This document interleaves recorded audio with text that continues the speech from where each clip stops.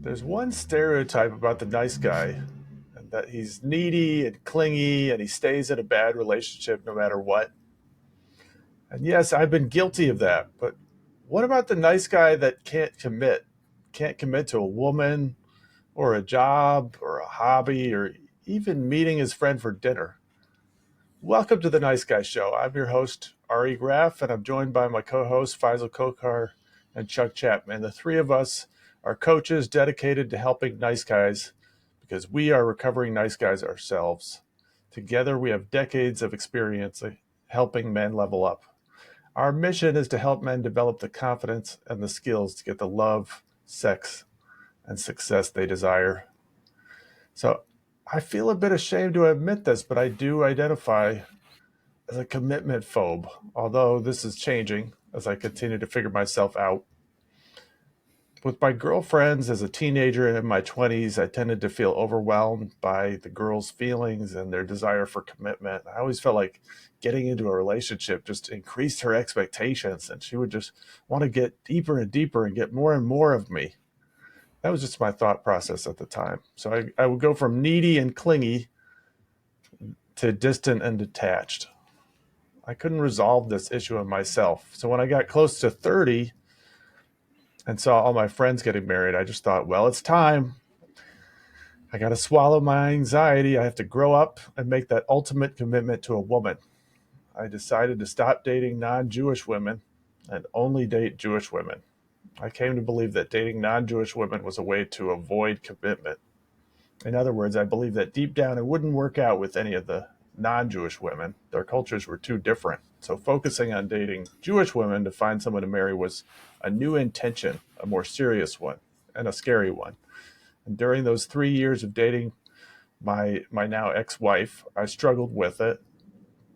She felt certain that I was her beshert, which is the Yiddish word for soulmate. I sensed that she was my soulmate too, so why did I feel so uncomfortable with marrying her?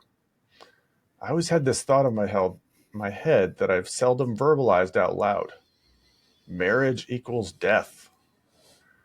For me, this meant that marriage equaled obligation, boredom, routine, the end of sexual pleasure and exploration. And I think also I believed it meant your wife being in charge of you and running your life. Now, if you believe that about marriage, wouldn't you be scared of it? All right. So, Faisal, are you or have you ever been a commitment phobe? Yes, no. Do I have to commit to this answer? If you can't commit to an answer, let's say Does that make something. me a commitment phobe?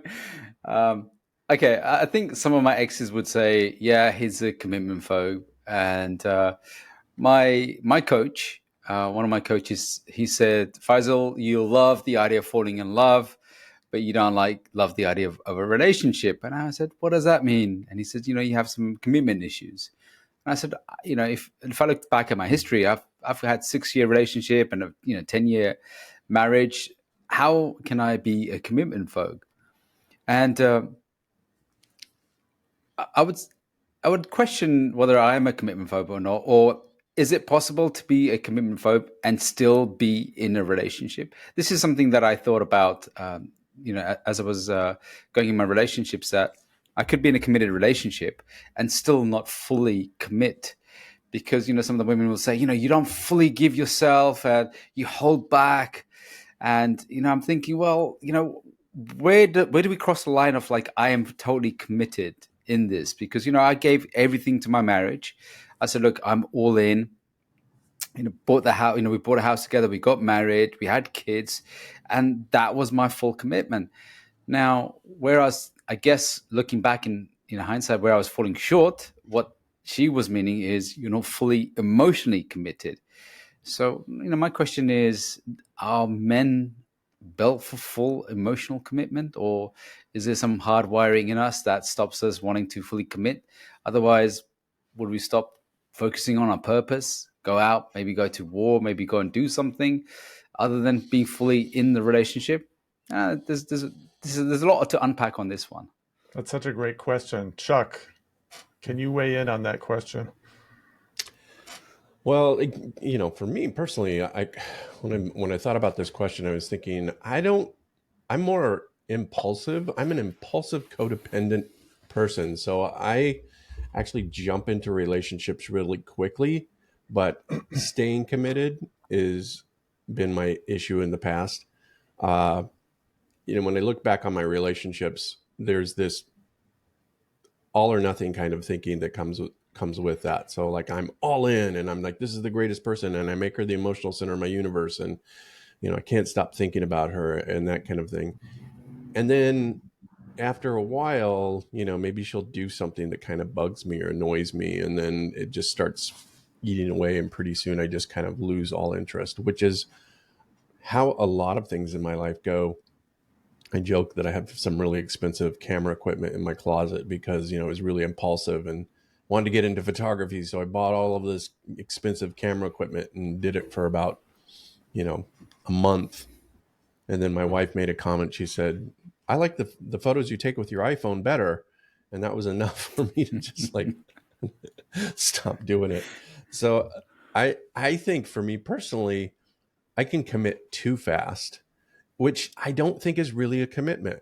I think that committing too fast is actually my commitment phobia kicking in, as opposed to like doing the due diligence and making a decision like, yes, I am all in on this and I'm going to do this until, I get to a certain point. So that's, for me personally, that's what I've been practicing when it comes to making a decision now. I really try not to make an impulsive decision. I say to myself, okay, is this something that I'm going to be doing long term? Anyway, that's been helpful in terms of going forward. But I'm sure guys can relate to both of these types of things where you're afraid of commitment from the get go, and then you're using quick commitment to actually be a commitment phobe. Yeah, you're bringing up an important point, which is that there seems to be a way to commit to something or someone that works better. So committing impulsively or not thoughtfully is a way to make a bad commitment or a commitment that Right. doesn't stick. Right. That's Yeah. that's what I have learned and been learning. So here's some things that I realize now.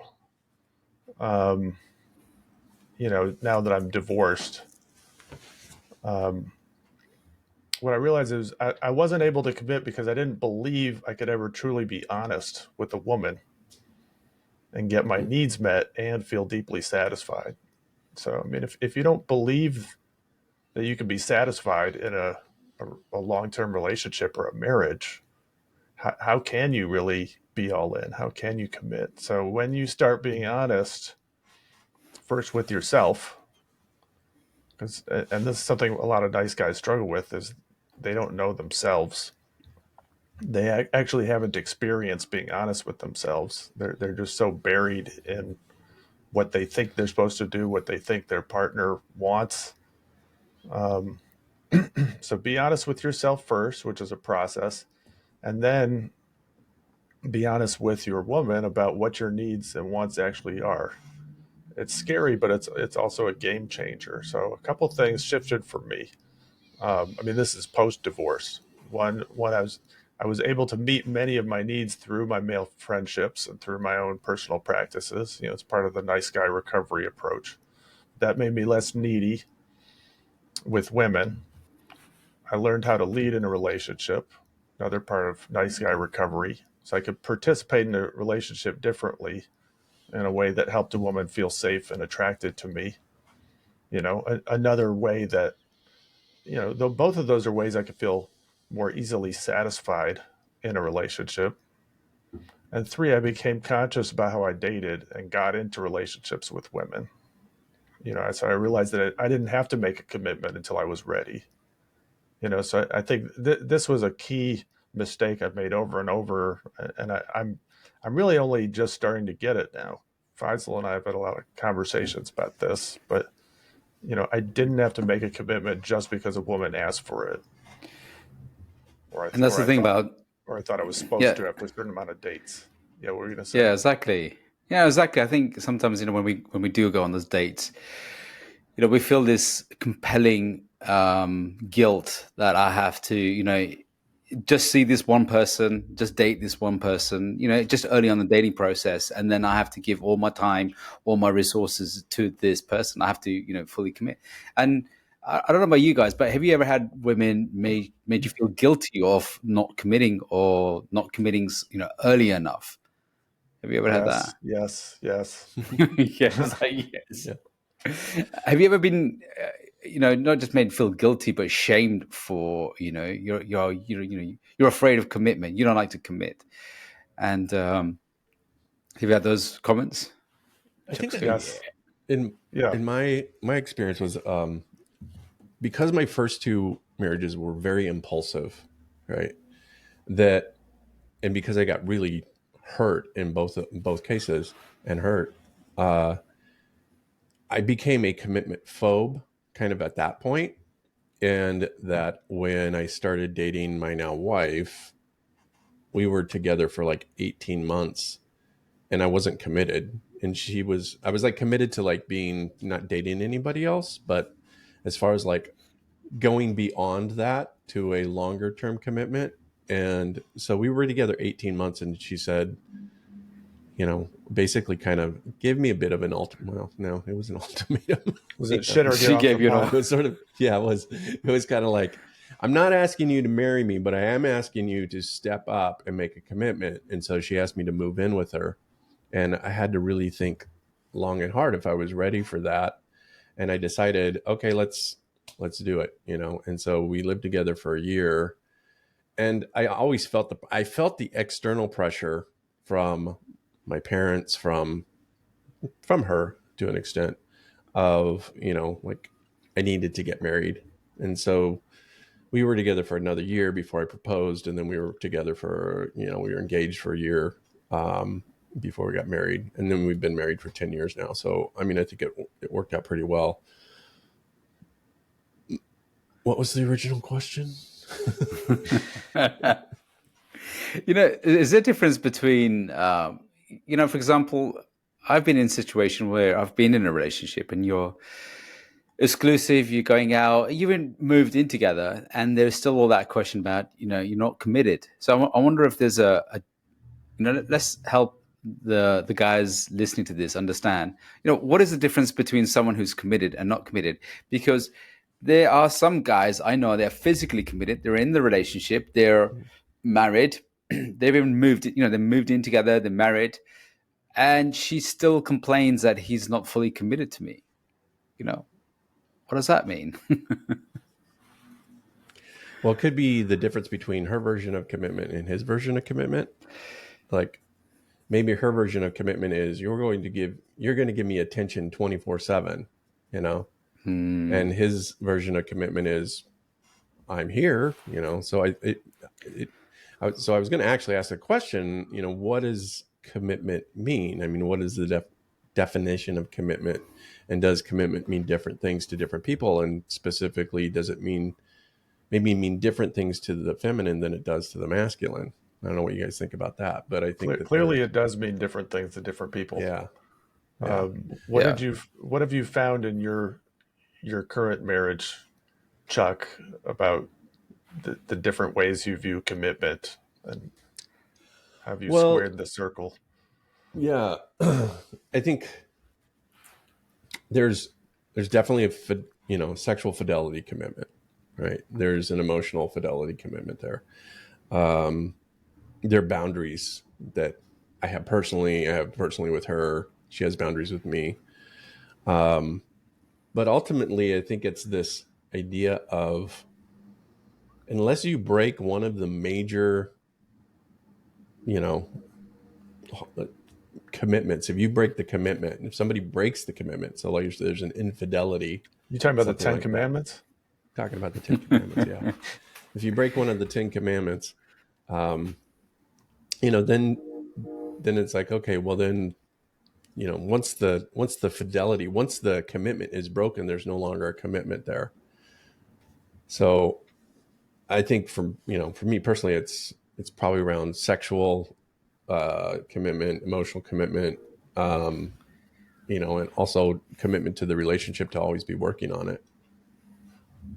So it does seem like one issue is that people have different ideas about what commitment means, and we're living in a time where it's more accepted. You can make all kinds of different commitments. You can be non-monogamous. You can live in separate homes and be in a committed relationship. So there's just different ways to be in relationship. So it requires really good communication. I think Mm. one of the important things for me that I hadn't mentioned was just this idea that we get to make a choice about what commitment we want to make. So that was this other piece that I fully get now. So I can decide the pace that I get into a relationship, um, but just this idea that I have agency. I have Mm-hmm. choice, and anytime I get into a commitment, I can always make an adjustment or end that commitment. So when I was getting married, I didn't feel like I could end it. I didn't feel like that was a choice. And I think probably a lot or most people feel that way. But that's Yeah. ultimately how you get a feeling of power back, and you feel less overwhelmed, is when you fully realize that you have that choice, and you're making a choice to be committed every day. Yeah. One of the things I noticed was when I stop leading in the relationship, that's when I get the most complaints about you're not committed. It's when I'm passive, when I'm taking my foot off the accelerator, I'm not leading myself, leading the relationship. That's where I find that there is you're not there, you're not present, you're distracted, you don't really want to resolve anything, you don't want to talk about the future, you don't want to there's a lot more complaints I notice is when I'm stopped leading. And that I noticed was it equated to I'm no longer committed in the relationship. And I've done that in the past as well. I've been in relationships where things have turned out not how I wanted them. I'm no longer invested in the relationship. And kind of like drag the relationship on. You're thinking, yeah, I can convince myself, yeah, this is good, this is good. But deep down, I really know I was like, I think it's time to get out. And I think that's when she feels you're not fully there, because she can feel that. It's like you're not 100%. You really don't want to be there. And you can tell when a guy is really there is because it's all like there's a lot of focus, there's a lot of leadership, there's a lot of investment, there's a lot of care. I really care about the choices and the decisions. I'm involved more. And when I'm like more passive, nah, I can take it or leave it. Like, so what?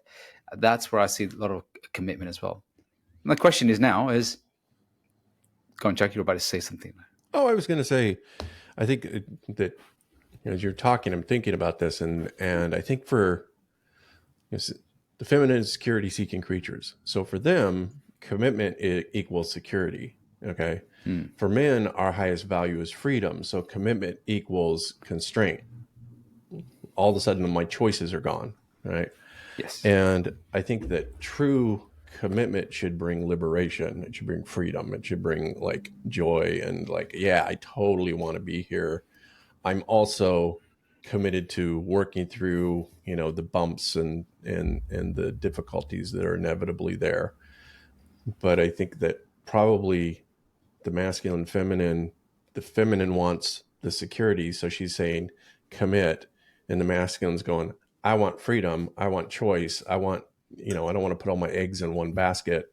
If I make this commitment to you, I feel this sense of constraint, and constraint to me feels insecure. So So Chuck, how does a man deal with uh, that feeling of constraint and feel liberated in a relationship? How do you resolve that? well, I think for one thing, you have to be in a really good relationship. I think most guys do not vet the women out. They're like, My requirements are, will she have sex with me, and is she hot? And if those two boxes are ticked, then yeah, let's go all in. But I think there's so much more than that. Like, you have to have the same kind of There values. You have, is. sorry, Is hey guys, there more than two it's boxes? more than two boxes.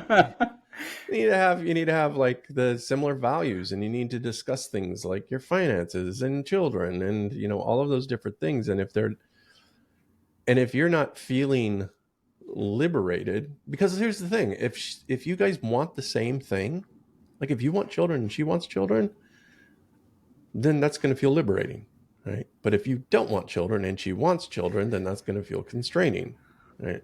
So there's really, I think, the point of it is like, your long-term relationship is the most important decision you will ever make in your life, financially, emotionally, spiritually, all those things that make us human. It's the biggest decision you'll ever make. So there needs to be some certainty that I am making this decision, which is why I think guys who um, guys who will go out to meet somebody, 3 months into it, they're like, this is the one. They get engaged, they get married. That those relationships are the ones that they tend to start to feel more constricted in. But if you've taken time and you go, this person meets all of my needs, this is a really great woman, this is somebody who is a partner with me, ultimately she wants what's best for me, I want what's best for her, then I think the commitment is easier from the standpoint of, I'm getting my needs met, but making that decision to go all in after a very extended vetting process. Yes, Didn't you 100%. describe that as a probationary period, I like in do. an earlier episode? Yeah. No, I mean, I use it as like, we talked about this before. When you have a position open in Chuck Inc. Okay, and the position is future life partner. All right. Now I'm taking applications for this. So this is me looking at dating profiles or something like that, and then I'm going to have an interview. Right, and then if the interview goes pretty well, I might do a 90-day trial period. After the 90 days, then it's like, okay, you get full-time benefits. And after the 90 days, then it's like, okay, you get promoted to the next level. A couple years into it, I'm going to promote you to fiance, and then we're going to see how that goes. And then eventually I'm going to promote you to future life partner. But you don't get that until there's been a long vetting process along the way. Just like you wouldn't go into business with somebody. You wouldn't just like put an ad on a paper and be like, looking for somebody to commit to, going into this business with me. You'd want to do the vetting process. So romantic. It's I love that. You're taking, the girls are listening. You're taking all the romance off from that. But it's true. I totally agree. It's true. And here's what I would say to guys is, who are afraid of commitment, who feel like they don't want to get trapped, they don't want to get suffocated in the relationship, that they don't have any maneuvers left in once they get into the relationship. And there are some women who have will make you feel trapped. Now, what from my experience is that I was one of those guys who felt trapped quite often in relationships. And when you are needy, clingy, and weak, you'll most likely attract the same type of woman who's going to be needy and clingy, and that's what's going to make you feel trapped. So what I always say to guys is, if you don't want to feel that, if you're afraid of commitment, you don't want to feel that trap, is to start building a strong life yourself and have strong boundaries yourself. Because when you have non-negotiables, when you have boundaries that other people can't push around, then other women won't be able to push you around. And that is when you have that sense of control within yourself. That's when you have that power within yourself. What you're doing is you're reclaiming that power from the outside world back to yourself, is when you have your boundaries and you can consistently enforce them. That's when you have freedom. And they say, discipline is freedom. So when you have discipline, when you have consistency, when you have the fact that you have boundaries, and you have what I call the next level is like being able to go into mastery, where you can master something. So you're not like like the idea of falling in love, or like, oh, shiny object syndrome, or I'll start this. A lot of nice guys tend to start and stop, is like to pick a few things and really commit to them. So my invitation is really commit to yourself first, consistently, and do your own work, connect with yourself, build your boundaries. And then when you feel like you can have options, when you can move, then you won't feel afraid of commitment. Love it. Yeah, a couple other things before we wrap this up. Like I think that not every man knows what he actually wants or would be satisfied in a woman, or what kind of relationship he wants to establish. Um, so those are things you have to actually figure out. You got to reflect on, but you actually have to try being in relationships with people. Like there's advantages of having some relationship experience, maybe a marriage or two under your belt. Um, as long as you've learned from that experience, so that's part of conscious dating, conscious relationships. Um,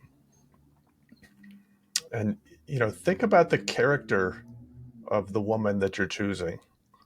That's where that book Gatekeeper is really Mm. helpful. Tactical Guide to Women. Think about the character traits that you're looking for in a woman and go after that.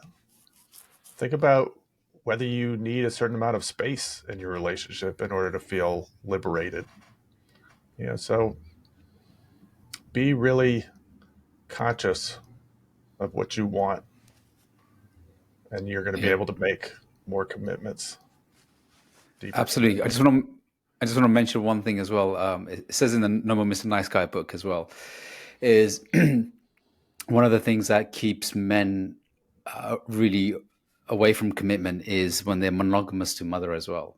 So like that's like when it goes into the deeper aspects of it. And this is where something that I really I worked on as well with my coach, was that invisible presence or invisible bind, that when a guy has when a man is committed to his mom, and he hasn't initiated, he hasn't separated from mother, he'll still remain committed to mom and not be able to commit to his future partners. So that's something a lot the guys can really look into. Most guys don't really want to look into this part, but that's like going into the deeper part.